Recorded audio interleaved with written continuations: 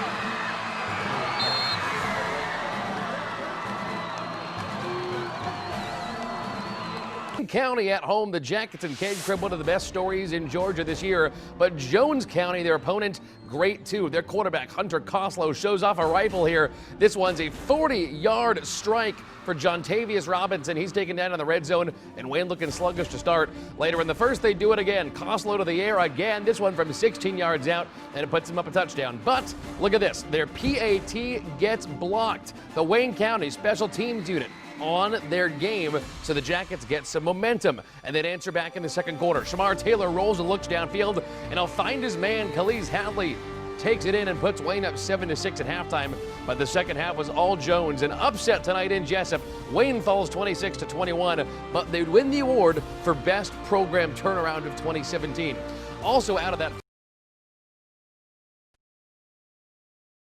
When you look at the parade goers, it's like a river of green flowing along the parade route. But on closer examination, you can see people who are clearly not embracing the color of the day. That's when the Pinch Patrol moves in. No more silence, stop gun violence. No more silence, stop gun violence. Students at Portal Middle High are putting away the books and pulling out their phones. It covers history, it covers science, math, you name it, it's got it. This is a part of Google's Expedition AR, or Augmented Reality. It's an experimental teaching tool offering more interactive learning. Teacher Andrew Harvey pushed to bring it into his classroom. You're getting to visualize, they're able to manipulate the images to where they're able to understand it, and we're able to discuss it in detail, whereas a book's a flat image. We're able to see a 3D image of what we're talking about. And the instructor can control the pace of the lesson and the visuals used from another device. The discussion questions and others are embedded in the bottom of it, so your cues and all are already embedded in the lesson. And so you're able to add your discussions, you're able to pause the lesson, or you can go on to multiple expeditions. Where do these expeditions take students like Caitlin Moore? Well, under the sea, into the human heart, anywhere they want. The best part about it is actually seeing it in real life, like for when you're experiencing something that's in virtual reality. For Andrew Harvey, it all boils down to the motivation to learn. It allows them to be able to have fun, want to come to school, have something to be excited, not just sit there, take notes. When it does come out officially to the public, will actually be able to say, hey, I've already done that. From the WSAV Georgia Southern Newsroom in Bullitt County, Brad Richardson, WSAV News 3. We just learned that an Amtrak train derailed, and as right now my photog and I are actually walking down to the scene where everything happened. Now we're also just going to pan over to this driver right here. This is Brian, who lives right here in Savannah. He is currently heading back home. And Brian, talk to me about why you're out here. This is snow right now. It's snowing. You said this is your first. When he's not protecting the city of Statesboro, Police Chief Mike Broadhead is teaching kids a few life lessons on the baseball field. You know, it's really hard being a teenager nowadays, and when you're, 13, 14 years old, there's just a lot of, start to get a lot of social pressures. To help kids deal with those pressures, Broadhead and his officers formed a Little League team. They're called the Statesboro Arrows. We just want to make sure that these kids have a healthy outlet, that they can get together and learn some of the things that you can really only learn from baseball, and then you certainly can learn from a team environment. He says all kids are welcome to play, even if they've never picked up a bat. But we're not turning any kids away. Half our kids have never played baseball before. Players Mason Brinson and Caden Brown say since joining the team, the game has taken on a bigger meaning. He's teaching us how to be men, not just baseball players. It's a great group of kids, great coaches, and it's just a really, really good thing to do for the community. Baseball is an amazing game, and everyone deserves a chance to play. In Statesboro, Brad Richardson, WSAV News 3.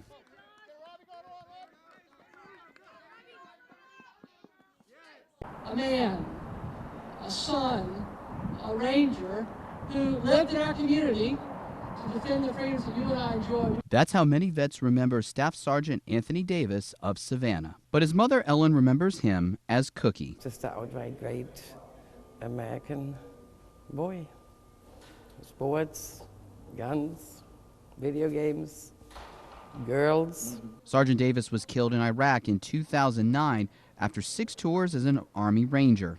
Shortly after, Daniel Defense, a maker of guns and ammo, honored him in a special way. We actually dedicated our flag at our other location to Cookie Davis 9 years ago. And after opening their new facility off I-16 in Bryan County, they wanted to keep his memory alive. Friday, alongside soldiers, veterans, and state troopers, they raised and rededicated the new flag in Davis's honor. And as fate would have it, on a meaningful day for the family, his mother was telling us that it was 9 years ago today that she learned of his death. A waving flag bringing tears of joy to Davis's face, knowing her son will not be forgotten. It means a lot to me because after 9 years, that still people think about him and remember him. He gave the ultimate sacrifice, and we very much appreciate his sacrifice.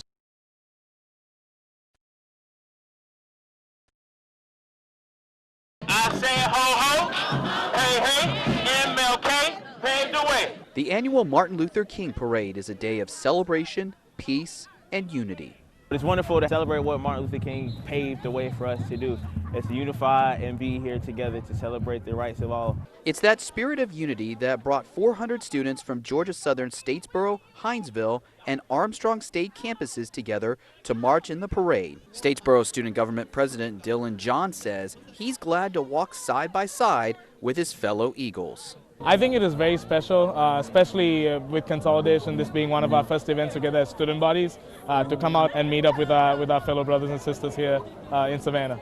A show of unity in the face of recent controversy over the merger of Georgia Southern and Armstrong State University. Chris Curtis says it's time for the school and the students to move forward as one. The theme is coming together, and the turnout of students today, the enthusiasm of students is strong evidence of this stronger university that Savannah and Statesboro now have. Although some students continue to wear their Armstrong colors, they all marched under one banner, wearing shirts with a message, "Still I Rise." The students that you will see marching in the parade today are some of the best embodiments of the new Georgia Southern University. In Savannah, Brad Richardson, WSAV News 3. Lonnie Collier is the farm manager for the 130-acre plot of St. Patrick's Farms in Screven County. Their specialty, blueberries. and he knows the signs of damaging cold weather. The burnt leaves. The leaves will be burnt on the tip and it'll turn brown. Also, the limbs that is fresh, they'll turn brown and die. The seeds will turn black in the fruit. He says the farm's already taken a big hit from the changing spring weather. Probably, off the top of my head, I'd say 5 to 10% is already damaged. And he doesn't want a repeat of last year, when freezing temperatures cost the farm a $1.2 million loss. Screven County Coordinator Ray Hicks doesn't expect to see the same type of loss this time around. I think the main thing we're going to see is just a reduction in the fruit on there. I don't think we're going to actually see any damaged fruit per se. Hopefully we're not going to have any more of this cold weather. But if we do, there's one thing Collier is keeping in mind. At the stage that the fruit's in right now, 30 degrees, they'll freeze, and then the fruit's damaged and they will not recover. From Screven County, Brad Richardson, WSAV News 3.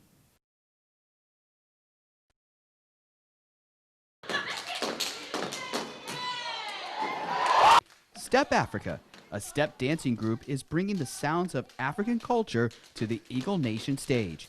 Georgia Southern's Multicultural Affairs Director, Takesha Brown, says campus leaders wanted the students and the community to see these African cultures and understand how they transition to modern day.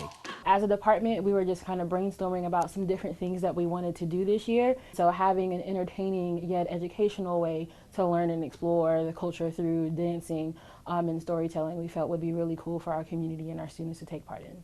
That's where Step Africa steps in. Founded in 1994, they are one of the longest-running professional step dance organizations in the country. But what is stepping? Stepping is a highly energetic, polyrhythmic, percussive dance form created by African-American fraternities and sororities in the early 1900s. There's a lot of body percussion, from using our hands, our bodies, our feet, and our voices to make noise and music. Arbor Day is in full swing at Georgia Southern. Arbor Day is kind of like our huge tree bank, so we can plant tons and tons of seedlings. Every year we get an even better venue to do it. This year's venue is the Hurdy Pines Nature Preserve. Now into its 6th year, kids, students, and even faculty are grabbing a shovel and planting new trees to see the campus blossom. It's been fun digging and actually knowing you're not wasting your day, and knowing that you're able to plant a tree and knowing it takes a while. It just feels good that we're doing a lot to help the environment rather than destroying it. This year, they are bringing old favorites to the preserve. We're coming back in with longleaf pines, which is what the original Hurdy Preserve predominantly was, and we're adding some dogwoods too for some understory color, as well as replacing many trees damaged from the winter storms and hurricanes. According to Georgia Southern's Alicia Lanier, for every tree damaged, they want to plant 3 more in its place. So why do so many students come every year and help? I think a lot of it has to do with taking pride in your university, taking pride in your campus, and just the overall wanting to do a good thing for the right reasons.